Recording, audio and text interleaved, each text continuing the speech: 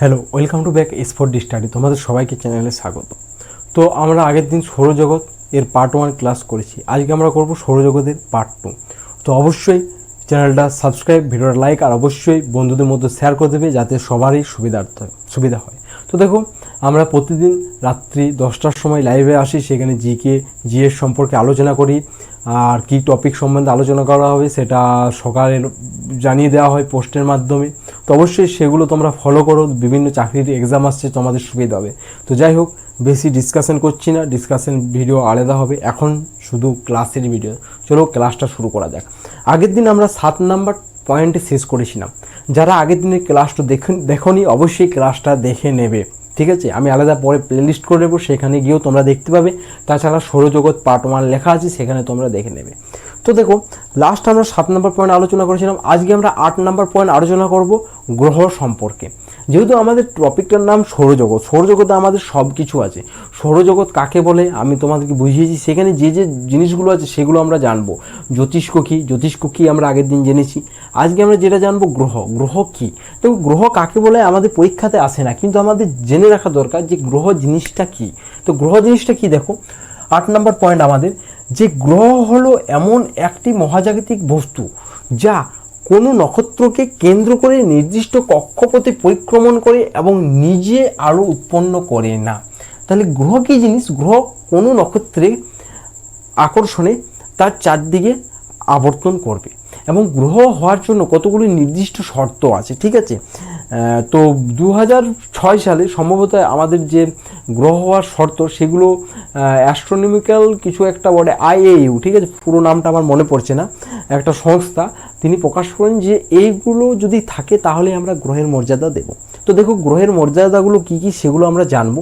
তো ফার্স্ট তোমরা জানলে যে গ্রহ কাকে বলা হচ্ছে, যে কোনো মহাজাগতিক বস্তু যা কোনো নক্ষত্রকে কেন্দ্র করে নির্দিষ্ট কক্ষপথে পরিক্রমণ করে এবং নিজে আলো উৎপন্ন করে না, তাকে গ্রহ বলে। তো গ্রহ কাকে বলে আমাদের পরীক্ষাতে আসে না, কিন্তু কী জিনিস সেটা আমাদের জানা প্রয়োজন, সেজন্য তোমাদেরকে বললাম। নেক্সট দেখো, গ্রহ হওয়ার নিয়ম। কোন জ্যোতিষ্ক গ্রহ বলা হয় তার 3টি শর্ত আছে। দেখো, জ্যোতিষ্ক কী জিনিস আমি আগের দিন আলোচনা করেছি। আমাদের সৌরজগতে যাবতীয় জিনিস আছে, প্রাকৃতিক যেসব জিনিসগুলো আছে, চাঁদ বলো, সূর্য বলো, সবগুলোকেই জ্যোতিষ্ক বলা হয়। কিন্তু এবার জ্যোতিষ্কর মধ্যে যেসব ভাগগুলো আছে আলাদা আলাদা, কাকে আমরা নক্ষত্র বলছি, যার আলো আছে, ঠিক আছে, যে শর্তগুলো আছে সেরকম। দেখো, গ্রহ হওয়ার যে কোন কোন জ্যোতিষ্ককে গ্রহ বলবো তার 3টি শর্ত আছে। কী শর্ত আছে? ফার্স্ট শর্ত, এটি একটি নক্ষত্রকে কেন্দ্র করে পরিক্রমণ করতে হবে। যে আমরা গ্রহ বলবো, ধরো পৃথিবীকে আমরা গ্রহ বলছি, তার নক্ষত্র আমাদের কি সূর্যের চারদিকে আমাদের কী করছে? পরিক্রমণ করছে। 1 নম্বর শর্ত আমাদের পৃথিবী পালন করলো।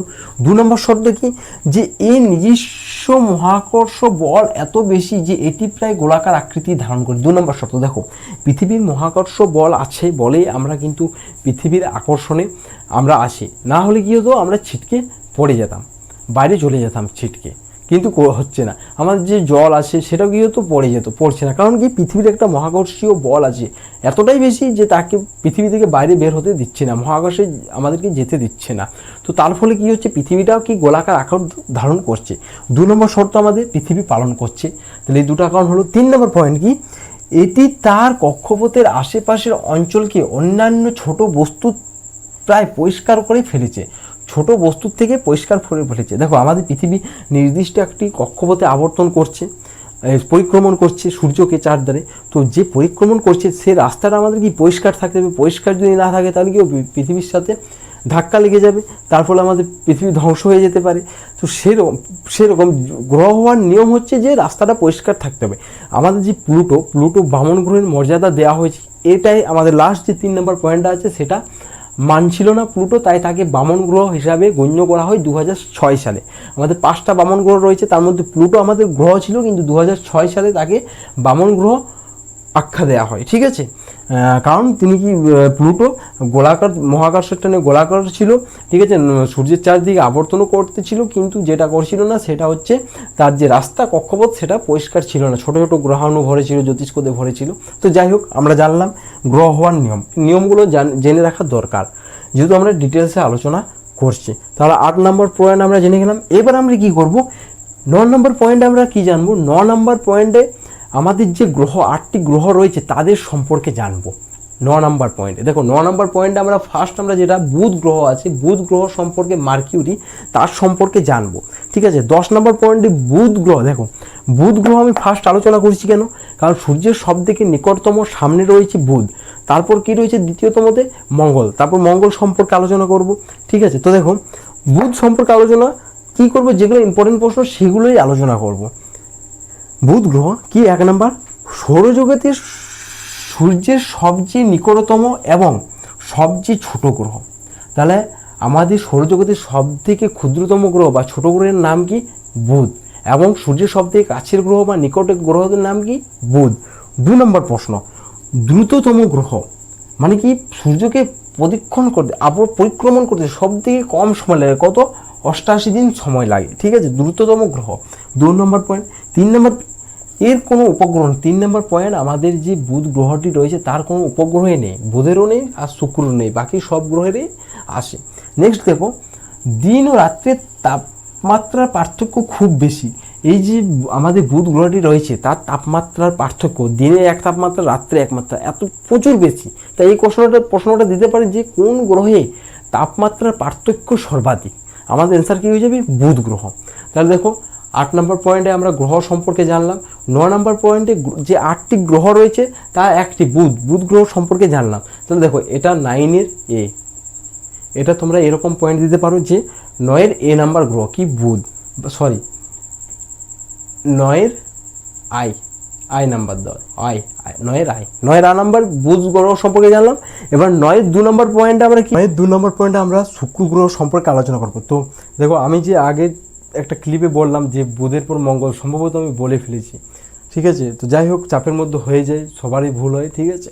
তো দেখো বুধ, তারপর শুক্র, তারপর পৃথিবী, তারপর মঙ্গল, ঠিক আছে, তারপরে বৃহস্পতি, শনি, ইউরেনাস, নেপচুন। তো যাই হোক কনফিউজ হয়ে যায় একবার দুবার। তো যাই হোক চলো 9-এর 2 নম্বর পয়েন্ট আলোচনা করা যাক। 9-এর একে আমরা কি করলাম, বুধ গ্রহ সম্পর্কে জানলাম। 2 নম্বর পয়েন্টে আমরা শুক্র গ্রহ সম্পর্কে জানবো। শুক্র গ্রহ, ঠিক আছে, ভেনাস।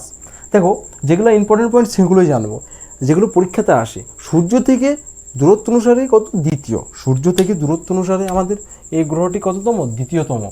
2 নম্বর পয়েন্ট, আকারে পৃথিবীর প্রায় সমান, তাই একে পৃথিবীর যমজ গ্রহ বলা হয়। তাহলে দেখো শুক্র গ্রহ হচ্ছে পৃথিবীর যমজ গ্রহ, আর্থ টুইন্স, আর নেপচুন হচ্ছে ইউরেনাসের যমজ গ্রহ। তো যখন নেপচুন করবো তখন জানবো। এখন জেনে রাখো যে আকারে পৃথিবীর প্রায় সমান, তাই একে পৃথিবীর যমজ গ্রহ, আর্থ টুইন্স বলা হয়। পৃথিবীর যমজ গ্রহ কি, শুক্র, বারবার প্রশ্ন দেয় পরীক্ষাতে। 3 নম্বর পয়েন্ট, সৌরজগতের সবচেয়ে উষ্ণ গ্রহ। সৌরজগতের সবচেয়ে উষ্ণ গ্রহ শুক্র, আর একটি সৌরজগতের সবথেকে উজ্জ্বলতম গ্রহ শুক্র।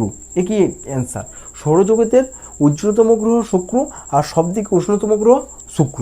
নেক্সট দেখো আমাদের 4 নাম্বার, এর বায়ুমণ্ডলে কার্বন ডাই অক্সাইড বেশি এবং ঘন মেঘ সালফিউরিক অ্যাসিড রয়েছে। তাহলে প্রশ্নটা এরকম যে কার্বন ডাই অক্সাইড বায়ুমণ্ডলে সব থেকে বেশি কোন গ্রহে, কার্বন ডাই অক্সাইড বেশি রয়েছে বায়ুমণ্ডলে কোন গ্রহে।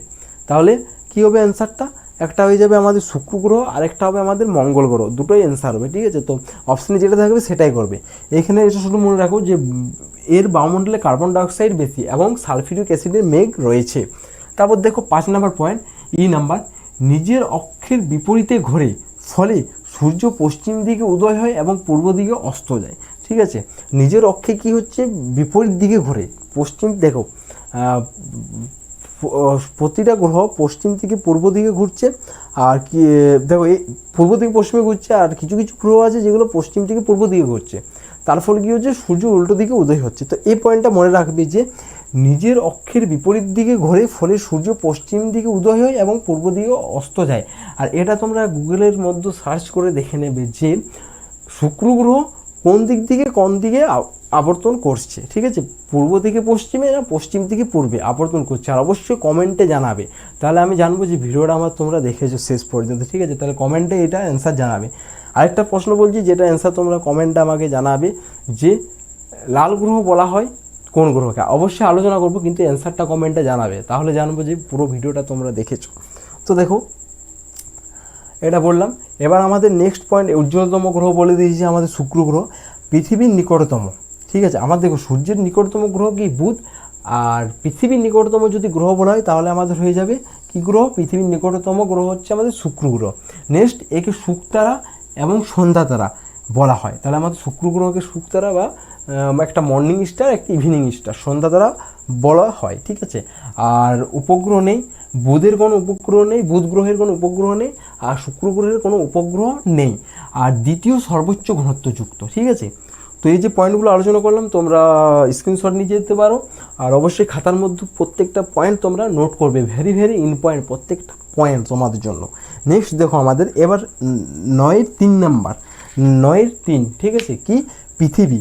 3 নাম্বার আমাদের পৃথিবী গ্রহ রয়েছে, সে সম্পর্কে আমরা আলোচনা করব। 1 নাম্বার, সৌরজগতের একমাত্র গ্রহ যেখানে আমাদের প্রাণের অস্তিত্ব রয়েছে সেটা হচ্ছে আমাদের এই পৃথিবী গ্রহ, যেখান থেকে আমরা ক্লাস করছি, ঠিক আছে। তাহলে 1 নাম্বার কি, প্রাণের অস্তিত্ব আছে। 2 নম্বর পয়েন্ট আমাদের কি, জীবনের অস্তিত্ব আছে বলে একে জীবন্ত গ্রহ বলা হয়। তাহলে জীবন্ত গ্রহ কাকে বলা হয়, পৃথিবীকে বলা হয়। প্রশ্নটা সবাই পারবে অ্যান্সারটা। নেক্সট প্রশ্ন আমাদের কি, এটাই বললাম, জীবনের অস্তিত্ব আছে বলে জীবন্ত গ্রহ বলা হয়। সূর্য থেকে তৃতীয়, তাহলে সূর্য থেকে দূরত্ব অনুসারে আমাদের সৌরজগতের তৃতীয় গ্রহ হচ্ছে আমাদের এই পৃথিবী। দেখো যেহেতু জায়গা কম আছে সেই জন্য ছোটো ছোটো করে পয়েন্ট করে দিয়েছি, না হয়তো এই পয়েন্টগুলো সৌরজগতের সূর্য থেকে দূরত্ব অনুসারে তৃতীয়তম স্থানে রয়েছে পৃথিবী, অত বড় লেখার দরকার নেই, তৃতীয়, সূর্য থেকে তৃতীয়। নেক্সট উপগ্রহ একটি, তাহলে পৃথিবীর উপগ্রহ রয়েছে একটি, প্রাকৃতিক উপগ্রহ একটি রয়েছে, যা চাঁদ। উপগ্রহ বারবার বললাম 2 ভাগে ভাগ করা উপগ্রহকে, একটা হচ্ছে প্রাকৃতিক উপগ্রহ আর একটা হচ্ছে কৃত্রিম উপগ্রহ। আমরা প্রাকৃতিক উপগ্রহগুলোই দেখব।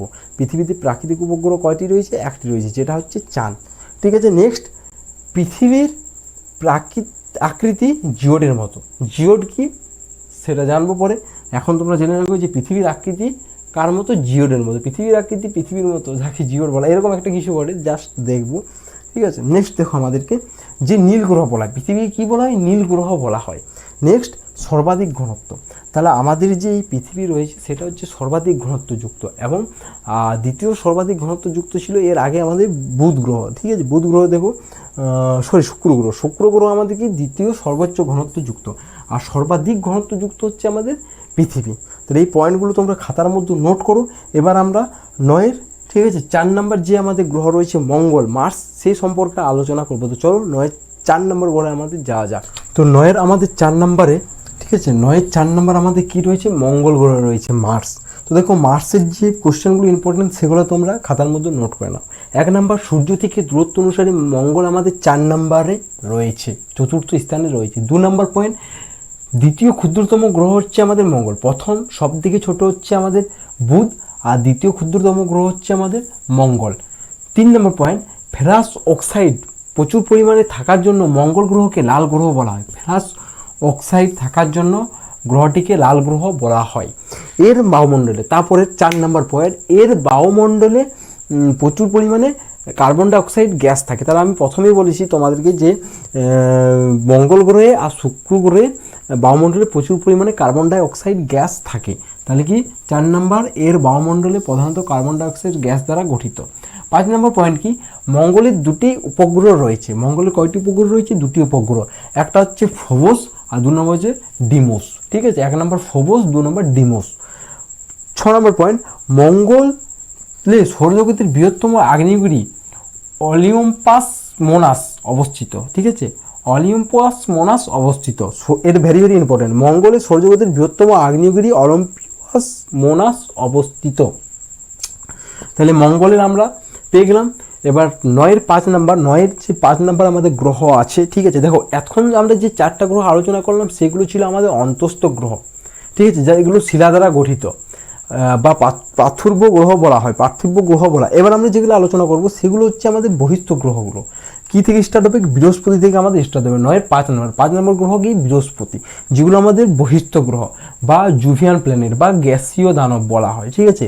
তো 1 নম্বর কী আছে আমাদের বৃহস্পতি, সূর্য থেকে দূরত্ব অনুসারে বৃহস্পতি কত, 5ম নম্বরে আছে। সৌরজগতের বৃহত্তম গ্রহ, বৃহস্পতি কি সৌরজগতের বৃহত্তম গ্রহ। নেক্সট, মধ্যাকর্ষণ শক্তি সব থেকে বেশি, এই আমাদের যে বৃহস্পতি গ্রহটা আছে তার মধ্যাকর্ষণ শক্তি কি প্রতিটা সৌরজগতের যাবতীয় গ্রহের থেকে সব থেকে বেশি, ঠিক আছে। নেক্সট, প্রধানত হাইড্রোজেন ও হিলিয়াম গ্যাস দ্বারা গঠিত। তাহলে প্রশ্ন দিতে পারে যে বৃহস্পতি গ্রহটি প্রধানত কোন গ্যাস দ্বারা গঠিত, আমাদের হাইড্রোজেন ও হিলিয়াম গ্যাস দ্বারা গঠিত। নেক্সট প্রশ্ন, উপগ্রহ সংখ্যা 95টি। দেখো অনেক বই অনেক রকম থাকে, কিন্তু 95টি ধরে চলো, বা তোমরা গুগলে যদি আপডেট হয়ে থাকে দেখে নেবে একটু, গ্রহ সংখ্যা 95টি, উপগ্রহের সংখ্যা। নেক্সট, সবচেয়ে বড় চারটি বৃহস্পতির সব থেকে বড় যে চারটি উপগ্রহ রয়েছে সেগুলো হচ্ছে আয়ো, 2 নম্বর ইউরোপা, 3 নম্বর গ্যানিমিড, 4 নম্বর ক্যালিস্টো। এই চারটিকে একসাথে গ্যালিলিও উপগ্রহ বলা হয়, কারণ 1610 খ্রিস্টাব্দে বিজ্ঞানী গ্যালিলিও আবিষ্কার করেছিলেন, সেই জন্য এগুলাকে গ্যালিলিও উপগ্রহ বলা হয়। এই চারটিকে একসাথে গ্যালিলিও উপগ্রহ বলা হয়। এদের মধ্যে বৃহস্পতির সবথেকে বৃহত্তম উপগ্রহের নাম হচ্ছে গ্যানিমিড, এবং সৌরজগতের সবথেকে বৃহত্তম গ্রহের উপগ্রহ যদি বলা হয় তাহলে এই গ্যানিমিডকেই ধরা হয়, যে ধরা হয় না একদম গ্যানিমিড। যদি বলা হয় সৌরজগতের সবথেকে বৃহত্তম উপগ্রহের নাম কি? গ্যানিমিড। আর বৃহস্পতির তো বৃহত্তম উপগ্রহ গ্যানিমিড হবেই। নেক্সট কি? রেড স্পট ঝড়। এই যে আমাদের বৃহস্পতি গ্রহটা রয়েছে তার মধ্যে রেড স্পট ঝড় দেখতে পাওয়া যায়, এবং দেখো এগুলোর মধ্যেও এই যে বৃহস্পতি আছে ক্ষীণ বলয় দেখতে পাওয়া যায়। ঠিক আছে, তো এই প্রশ্ন, এই যে টপিক পয়েন্টগুলো বললাম এগুলোই ইম্পর্টেন্ট। ঠিক আছে, তো আর কিছু ইম্পর্টেন্ট নেই। তাহলে 9-এর 5 নম্বর পয়েন্ট আমরা আলোচনা করলাম। 5 নম্বর আমাদের যে গ্রহ ছিল বৃহস্পতি সেই সম্পর্কে। পরের দিন আমরা বৃহস্পতির পর যে শনি গ্রহ রয়েছে সেখান থেকে আমরা আলোচনা করব। আর অবশ্যই পার্ট 3, এটা পার্ট 2 আমরা আলোচনা করলাম সৌরজগতের। পার্ট 3তে অবশ্যই আশা করছি শেষ হয়ে যাবে, যদি শেষ না হয় তখন একটা পার্ট 4 নিয়ে আসবো। তাছাড়া পার্ট 4-5 আসবে আশা করছি, কারণ এমসিকিউগুলো আমাদেরকে আলোচনা করতে হবে, অনেক এমসিকিউ আছে। তো যাই হোক, আজকের ক্লাসটা এই পর্যন্তই। তোমরা স্ক্রিনশট নিয়ে নিতে পারো ক্লাসটা, বা পরে দেখে নেবে ক্লাসটা একবার। আর অবশ্যই ভিডিওটা বন্ধুদের মধ্যে শেয়ার করে দেবে, ভিডিওটা লাইক করে দেবে, চ্যানেলটা সাবস্ক্রাইব করে দেবে, আর অবশ্যই বন্ধুদের মধ্যে শেয়ার করে দেবে। Thank you.